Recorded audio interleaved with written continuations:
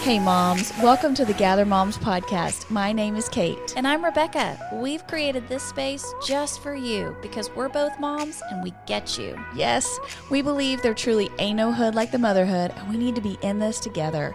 We also believe we can't mom well without Jesus, so you're going to hear us talk about him too.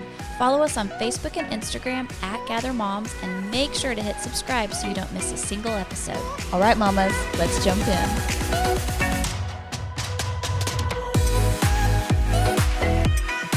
Hey mamas, welcome to the Gather Moms podcast. This is episode 67. We are so excited to welcome a special guest today, Jana Howerton.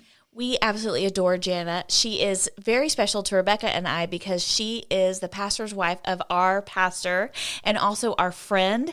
She just drips wisdom. She loves the Lord. She's a homeschool mom to 3, and she is regularly investing in women to help them flourish in their relationship with God. We just know that you are going to love this conversation. So let's jump in. Hey, Jana, welcome to the podcast. We just adore you, and we are so thankful to have you with us. You have been a highly requested guest by our podcast listeners, and we're so thankful to finally have you with us. So we would love to know what momming looks like for you. So you can tell us how many kids you have, what you guys are doing in the house. Just give us a little synopsis. Okay, well, first, I just wanted to say I'm so honored to be here with y'all. I love you guys, and I'm just so happy to be a part of this. So this is a joy to get to be here today. So I have 3 kids. I have my daughter Eliana is 11. She's a 5th grader, and I have another daughter, Felicity, who is a 1st grader, and she's 7. And then we have Hudson, who is 2. And so he just brings a lot of fun and busyness just to the mix. Yes. Yeah. The spunky cherry on the top. He is. And you homeschool. Yes, I do. I homeschool. We've homeschooled from the very beginning. And, it is the hardest thing I've ever done, but it's also, I think, the best. And I'm truly, truly happy that we get to do this as a family. That's amazing. I love it. I hear that from all the homeschool moms. They're like, it's like the greatest thing. And like for me, public school mom on the outside, I'm like, I don't understand. No. it is. I've heard this joke that the hardest thing about being a homeschool mom is you're with your kids all the time. And the greatest thing about being a homeschool mom is you're with your kids all the time. Yeah. And so it's just, it is. It's very sanctifying when people are together 24 hours a day, 7 days a week. And you're responsible for their education. Like, you're going to go out in the world one day and use this knowledge. I better teach it right. Yes. And you do. You feel that pressure. Like, I know for me in particular, whenever your kids have a success, it's their success. But whenever their failures come out, you feel like it's on you. It's your failure. So there's some challenge when she there. fails the social studies test, you're like, oh, I must have done a bad job teaching that unit. It's all me. Let's retest. Let's retest. And like when your kids are, everybody has their strengths. And so Eliana has a ton of strengths, but then you'll see like, oh man, we got to work on your spelling. And it feels like it's all your fault. Okay. Yeah. Yeah. This is where I messed up, and it's hard to see right. Yes. But it's really the failures and the strengths aren't necessarily even on you. Yeah, it's tough. Sell us on homeschooling. Like, we need to know. I don't know that I'm buying. No, I ain't buying. What are the perks? Rebecca and I have a real hard time. I actually did pray about this before we sent Caleb to school. I really thought we were going to homeschool. I have never prayed about it.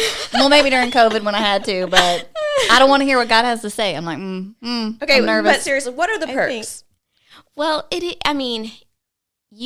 you really are with your kids all the time. Okay. And so, there's so many opportunities to, just discipleship and to lean into things. And I think the bond that especially my girls have, I really feel like it's forged because we are together all the time. Okay. And they learn how to, just like any kids, they disagree and, argue. And there's a big gap in their ages, but they truly, truly love one another. And I think it's because they are forced to work through it because we are always together. You know what? And that's so interesting. And it's interesting that you brought up COVID, because I think all the things you just said are what happened in our homes during the pandemic, right? Yes. When we were forced to be here together and like figure it out together, we did see some really cool things happen in our family. So that's neat. Yeah. So way to go. I definitely. I love y'all, but I ain't doing it. I don't think you need to feel pressure. I think it's that it's one of those things. It's a calling from the Lord, and like, just, I mean, I think as you seek Him and you're praying and you're seeking what He wants for your life, follow that lead, do that, and I think your family will be happier for it. Yeah. And I will cheer you on with my cowbell. Yeah, that's right. Way to go. Homeschool. I still want to be at a game with you to hear that cowbell. We got some chances. We got some chances. Don't you worry. Yes. Mm-hmm. Listen, Rebecca is something else. Yes. Okay, so Jana, we're talking about mom interruptions, and we're going to talk about some of the big interruptions that you've seen in your life. But I thought it would be cool to kick us off and kind of talk about what are some of those little, because it's the little interruptions, the day to day that really grind us, that really get us to the end of our rope, that it's like, wow, I didn't realize how much these little interruptions are rocking my little personal kingdom here and making me very irritated with life or making things feel unstable.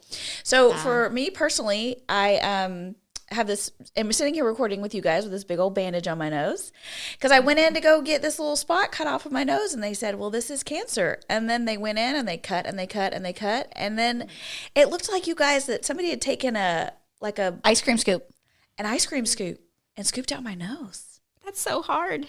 It was, and I didn't expect it. Did they hand you a mirror? Yeah. Like, are you just laying on the table and then they hand you the mirror? Not until they took me to the plastic surgeon. So, and I didn't know I was going to have to see the plastic surgeon. Because when I had gone in before and they had like done the original where they just like cut away the thing that was questionable, I mean, you guys, that was so quick and easy. Yeah. So then after this whole thing, after they scooped me once, they went and put it under a microscope, came back, and they were like, we need a double scoop, So I was like, all right, so they scooped me again. And then it was so much that they said I had to go see the plastic surgeon. So I'm like, oh, okay. And then he hands me a mirror, and I'm like, my man, somebody should have this should come with a warning. Yeah, it should. I understand because I've been in your seat before, but they should warn you what it's going to look like after. Yes. And they see it all day long, right? They see it all day long. So I think there's a part of them that forgets that guys, this is my face. You know what I mean? Mm-hmm. Didn't you say that the surgeon said something like, you're in the least amount he's taken out of a spot? Which was crazy. He said if he sees 100 people, I'm in the top 5 smallest of what he sees. Oh, which makes you think, okay, I'm good. And then they hand you the mirror and you're like, I'm sorry, what is the other 95%? Yes. Because they're bad. And it will grow back. I promise you that. Okay. It does grow back, and it's going to be okay. But I understand. It's like when it's on your face, it's not fun. No, I feel like I'm talking to the new little, okay, so then they grafted skin from my neck to put on my nose. I feel like I'm talking to the little new skin graft on my nose. I'm like, grow baby. Grow. This is your new home. Make a home here. Did they tell you what to put on it? Like, you need to be putting vitamin E on it? It's just antibiotic ointment. Okay. 3 times a day, Yeah. And it's just, the whole thing's just nasty. I always feel like when you have something on your face and you are looking out, your eye naturally falls to whatever. It's all you see. It's all you see, 100%. right? Yeah, I'm looking at you guys, and I can see you through the Band-Aid, and I can see you through the Band-Aid. Well, and you might need a little bit of a tan on your face because that Band-Aid's a little darker than your skin. Got to do a color match. But honestly, it was for sure an interruption. I was surprised by how much it interrupted my life, I think, of just whoa. First of all, this made me very emotionally tender. I'm physically tender, and it just threw off the rhythm of the week. And I've caught myself trying to play catch up to okay, I've got to take a little slower pace here because my body is just feeling like I've been through the ringer, and that's okay. But it was an interruption. Yes. Yeah. On a lighter note, Rebecca has had an interruption with her 16-year-old boy. I have a 16-year-old. Yes. And he got a car, which I told him to thank the Lord because he dropped it from heaven because that's where it came from. Because y'all all know Facebook Marketplace is like a jungle right now. Yes, but I see that truck sitting on the road. Is he driving it? Okay. To school? So when we gave him the car on Sunday for his birthday, he was like, all right, so I'm driving to school tomorrow? And I was like, no, I'm sorry. Just because you have a vehicle doesn't mean you get to drive it.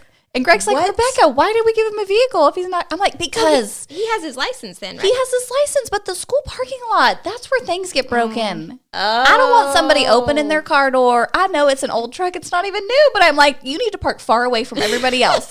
I want you in a solo spot with plenty of bubble wrap around you so nobody hurts your car. So when is he going to get to start driving to Okay, school? so then here's the deal. So on Wednesday, I had a commitment that morning, and so I couldn't take anybody to school. It had just rained. I don't know if you remember, we had a big storm last week, and I was like, okay, you have to. I don't have a choice. So really, the Lord was in his favor because it was like the timing just happened. And once he did it once, I was like, well, that wasn't so bad. All right, go to school. Get yourself to Okay. school. Yes. Yeah. So I'm out. I'm like, all good. right, you're doing your own thing. And now you're going to love it. And you now have I'm so gonna love much it. more freedom. Yeah. Yes. Yeah. Greg is still like, take the back roads, don't get on the highway. I'm watching your speed. He gets on Find My iPhone and he like watches the little blue dot travel all the way to school so that he knows I don't do that. Once I say yes, I'm out. I'm like, live your best life. So I don't know. I bet you're so much more peaceful because of it, though. Oh, yes. I have no Yeah. idea what's happening on the road. That's good. No idea. I'm so thankful that y'all are traveling this road before us, so we get to see y'all figure this Yes. out before I have to do this. Well, and he's a great kid. So we're Yeah. starting with a great kid. He makes your good kids are. choices. And so I'm like, you know what? Set the stage good for the brother and sister coming behind. 'Cause Yeah, we're that's a little right. we're a little unsure about them. We'll see what happens. And they're going to be great. They have great parents. They do. Well, That's right. They do. I have some issues. So apparently not as many driving issues because now that he's on the road, I'm like, all right, say hi to people for me, wave. Yeah. I did call him on the way to school the other day, and he didn't answer, and I was so proud. Oh, That's good. That's what you want. Because he was driving. So when he got to school, he called me back, and I was like, I'm so proud you didn't answer the phone. That So, is great. Yeah. I didn't even think about that. That's good. Yeah. it's like I'm testing him. Yeah. Yeah. Will you answer while you're taught him driving? well. I did. I love it. Yeah. Yes. Okay, Jana, what about you? Any little interruptions this week? You know, this is like the first week I feel like I have not really had many, but like Awesome. so we Love that. have recently moved and we have had all the interruptions. That's So right. we renovated a house and then we thought we were finished. It got finished later than it was supposed to, so we had to move into it that way. And then, oops, just kidding. There's a leak in our kitchen and the floor has to be torn back out and Oh, put no. back in. So just crazy. Our two HVAC units went out, and we had to replace those. I'm sorry. After you bought it, can you like go back and be like, hey, we're going to need a discount? Because That's expensive. So just Yeah. all the things. Refrigerator went out. We had a dishwasher go out. So it's been all the things, and then like this week is kind of like, oh, yeah, it's kind of calm. Oh, so it's been really hallelujah. nice. Really nice. I'm so thankful for that for you. Me too. It's like, oh, spring is here. Yes, It's coming. The And sun is out. Yes. Yeah. It makes you feel so different. So yeah, I feel like we're in a good season right now. Oh, I love that for you. That is Yes. awesome. So we have been talking about, interruptions, and it really is, like homeschool, these interruptions are a sanctifying thing, right? Definitely. And so sanctifying, for our mamas listening that may not know, that's a very churchy word, but it means that it makes us learn the way of Jesus and look like him, right? Sanctify means to make holy. So when we are constantly interrupted as mamas, it reminds us over and over that we lack control really over our lives to a certain extent, and that's okay because God is in control and we can lean on him, and that our lives are not about ourselves, they're about him. Yeah. And there are people who need us as mamas, and as we serve them, our lives they don't always go according to our plan. And I love that you're here to talk with us in this season, because you came to our minds because the topic of interruption, especially just what you've just been through in this season of interruptions. But I know that just your life has been marked by holy interruptions that were maybe not part of Jana's plan, That's right. but that were part of God's plan. And so we just want to hear a little bit about your story today of just what God has done in, maybe what you had planned for yourself as young Jana or as 20-year-old Jana. And then, you start making those plans, and then God says, well, actually, we're going to go a different direction. Tell us some of that. Okay. Goodness. It's kind of like, where do you start? Sure. Because there's so many things. So I guess I'll just kind of take you through a little bit of our like history of just different things that I didn't see coming. So they would have been like interruptions. So, so Josh and I, my husband Josh and I were married for about 3 years, and we were doing student ministry in Kentucky, and we loved that. And God called us to be a part of a church plant in Tennessee called The Bridge. And so so we knew, God was calling us there, and we felt just very excited for what he was about to do. Yeah. And right before we move, I find out I have melanoma. Okay. And so we go through just all of the, just health stuff, and because they caught it so quickly, I didn't have to face like chemo and radiation and all that. So it was just like seeing God's hand so much there. Wow. And then so we move, and it was in the middle of the like economic housing market crash of 2008. And so we can't sell our condo. So we live. It was a blessing getting to live with Josh's parents for a year, but we're still newlyweds. Yes. And so it's like we missed having our own place. Yeah. And so definitely an interruption there. And then, then moving into our marriage after, we'd been married for 5 years and still not able to conceive. We had, from the very beginning, Josh and I always knew we were going to adopt at least, we wanted to adopt at least twice. Okay. But we also thought biological children were going to be a part of God's story for us. We thought we were going to have this very large family, and sometimes I laugh at that now. But we thought, that was all going to be part of the plan. And God just showed us that he had different plans for us. And I'll get to talk about this in a little bit. But, when you're in it, you don't know that they're going to turn out good and they're going to be better. And you would choose it every time if you had known what you know now. But just like walking through that and the pain, we didn't, see that coming in our lives. And then as you all know, like after we had been at our church in Tennessee for 10 and a half years, God called us down here, and we, now I'm like, I feel like I was born to be a Texan. So, I mean, like, I feel like girl. I am where I am supposed to be. And I am so grateful and so thankful. But we didn't see it coming. We thought, now Josh's dad had planted the bridge. And so we thought, hey, this is where God has called us to be for the rest of our life. We will pastor here, until we are dead. And that was just not God's plan, and we didn't see it coming, but God did. And we just got to see how he works all things out for good. And it's like, I absolutely love what God's doing. I love getting to be a part of what God's doing here. But it's like you have to walk in fear a little bit, just not knowing, like, what things are like where you currently are, but it's like, can it be this good? Can it even be maybe better on the other side of things? Wow, Jana. I mean, honestly, it like just for somebody listening, it feels like a lot. Yeah. Like to go through all those different stages and to feel like, I think we all had those dreams. When we get married, we have dreams for what our life's going to look like, how many kids we're going to have, where we're going to live. And so for you to have to go through, like interruption after interruption, and we're so excited you're here in Texas, but I mean, in the process of that, you're learning a lot about God and yourself. And so tell us, like, what have you learned about yourself and God through these interruptions? Yeah. Okay. So some of the things that I learned most about myself during that time was that the desire to want to be in control runs deep and strong in me. It's like, I think the natural response is, what can I do to fix this? What can I do to make this easier? And over the years, God has really had to teach me to pry my hands loose, just in trust and glad surrender to him. Glad surrender. That's the key right there. Yeah. Because I think God pries lots of things loose from our hands, but I can't say that I'm always glad in the midst of it. So that is really challenging. It is. It is a challenge. Colossians has a verse that says, with all endurance and patience with joy, that there's like this patience with joy that we can pray for that to have as we're waiting, that we can, waiting in this patience and having joy in it of like, okay, God, I don't know what you're doing, but I trust you here. Yes.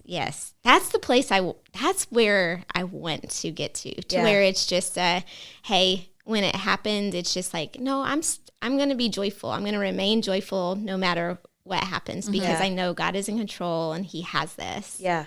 I think, just living in a fallen world, very imperfect things happen. And, it's tempting to want to fix those things or to have those things change, but that's not always possible. And it's in those places that you're drawn to your knees and you seek Jesus. And that's where you grow the most because only he can fix it and only he can change it. And those are the places that cultivated my prayer life. That's good. Yeah. That's right. Because when we can see how it's all going to work out, we kind of start to lean on our own understanding, right? Of like, okay, well, I know how to do this or that.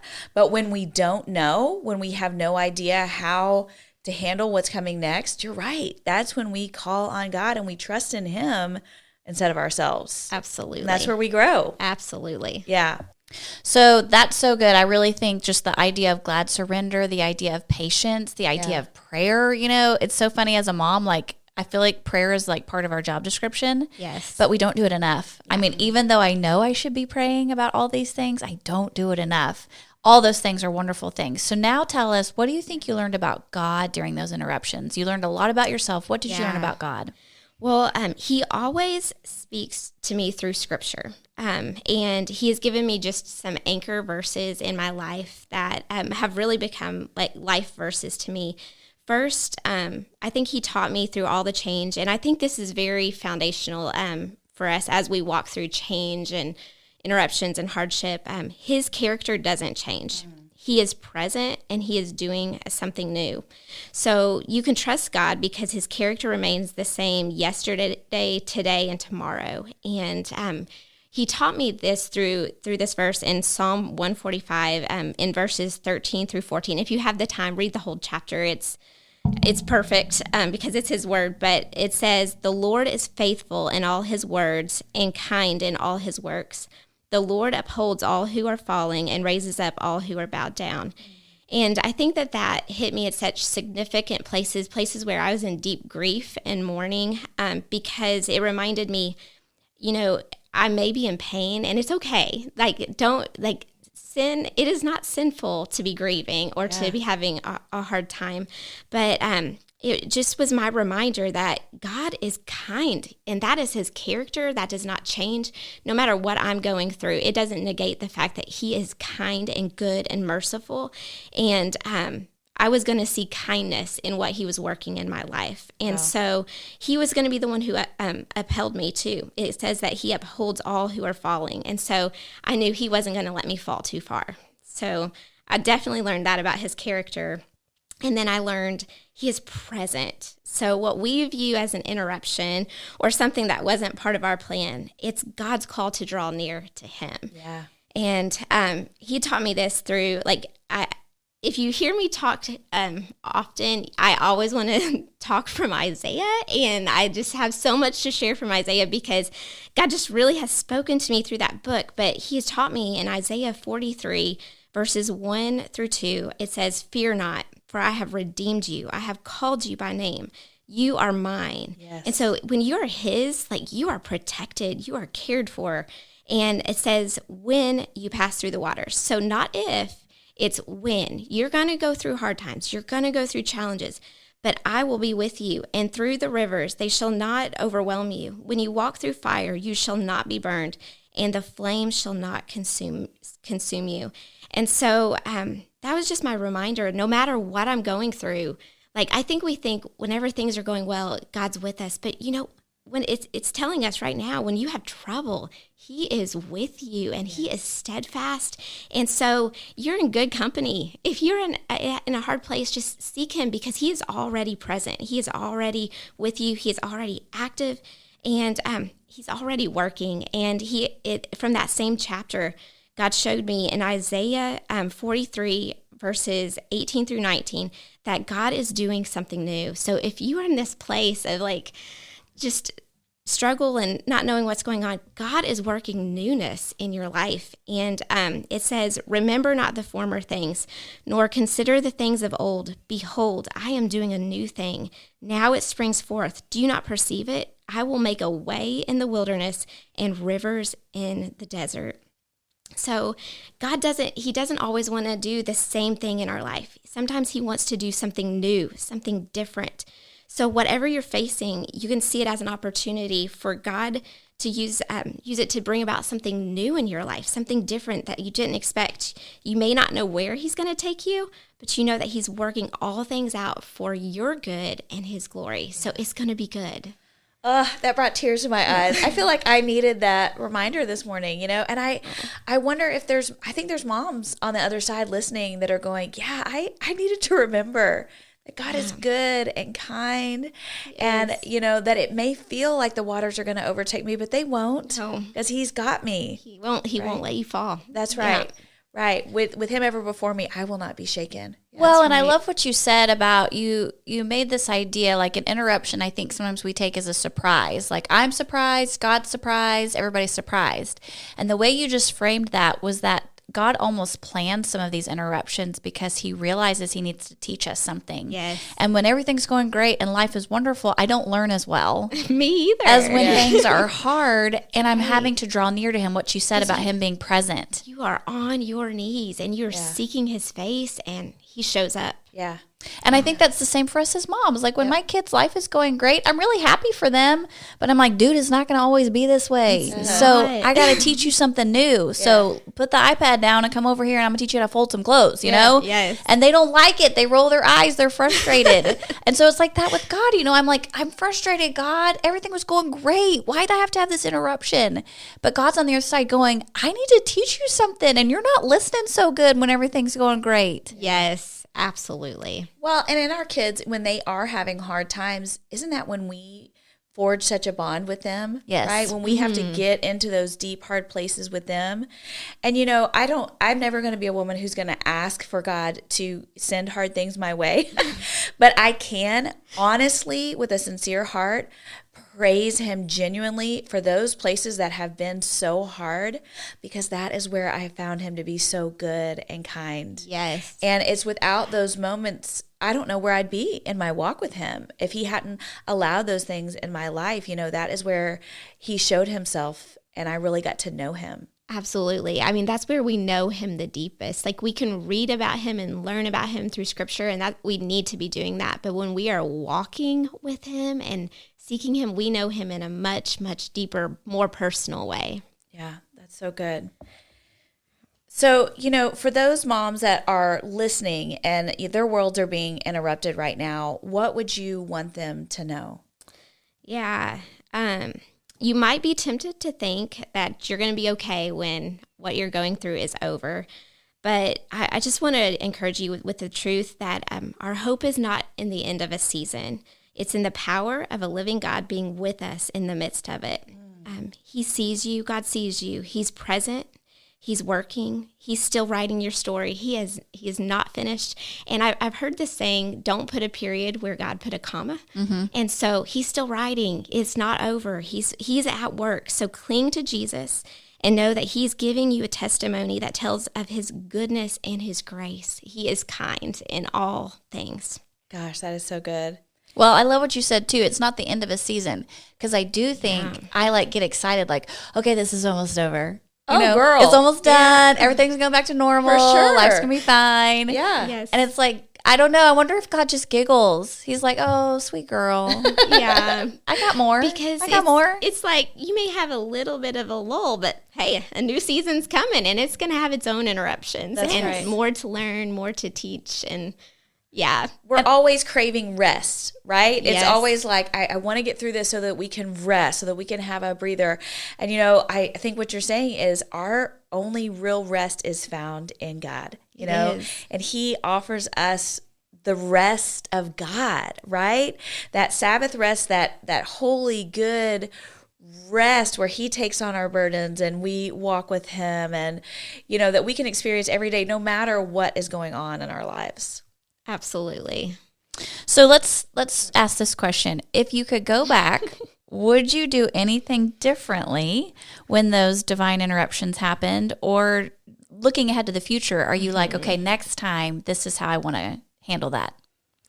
Yeah, I wish I would be slower to fear and worry. I think just knowing that God has all things in his hands and he is in control.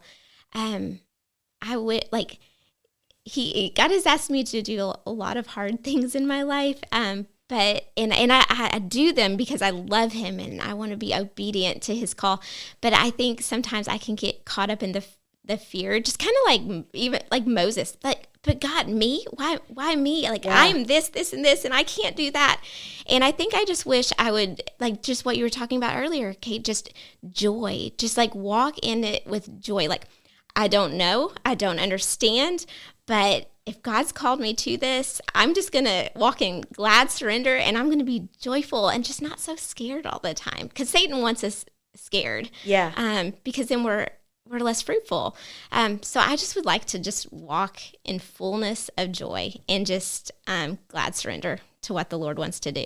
Well, so interesting that you said that, because when I, from afar, look, I think you're one of the most joyful people. Like, yeah. I feel like you always are like looking for God in those things. Yeah. You're expressing yourself in joy when I see you out and about. And honestly, we don't know what happens behind the closed doors, but I just want you to know, I think I see that as a fruit coming out in you Yes. in the midst of that. And sometimes you have to decide to be joyful, even if you don't feel it. So it's like, you know, sometimes I think people think we're being fake, but part of it is just that obedient choice, what you said. No, in my, you know, deep in my heart, I'm still worried and afraid, but God has commanded me to be joyful. And so I'm going to step out in that, and hopefully the emotions are going to catch up. Absolutely. And I think we see God do that. Like when we set our mind on something, like, okay, this is how I feel, but my feelings are not always right. So I'm going to set my mind upon what the word says, and I'm going to walk in that. And so when we walk in obedience, then we see the fruit of God doing that in our lives. Definitely. That's so good.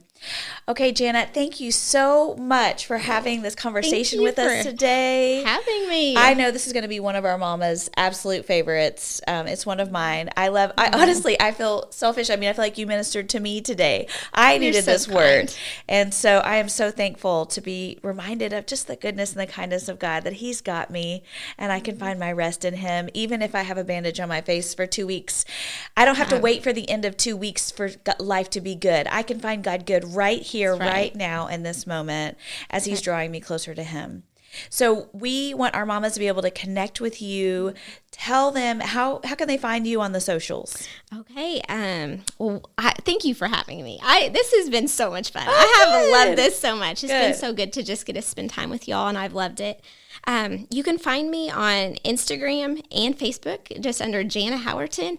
And I have a Facebook group called Flourish with Jana Howerton, and you can feel free to join that group and be a part of. Oh, yeah. Tell them about the book club. Yeah. So we have, right now, we're doing monthly book clubs where I pick a book and then we just kind of discuss it as a group. And I've done Bible studies on this group, and I think in the coming months we might have some new things coming out. So that's all I'll tease out for right now. Okay. But just trying to just walk in maybe a new season of obedience and seeing what the Lord does. Okay, fantastic. Well, we will link all of that in the show notes.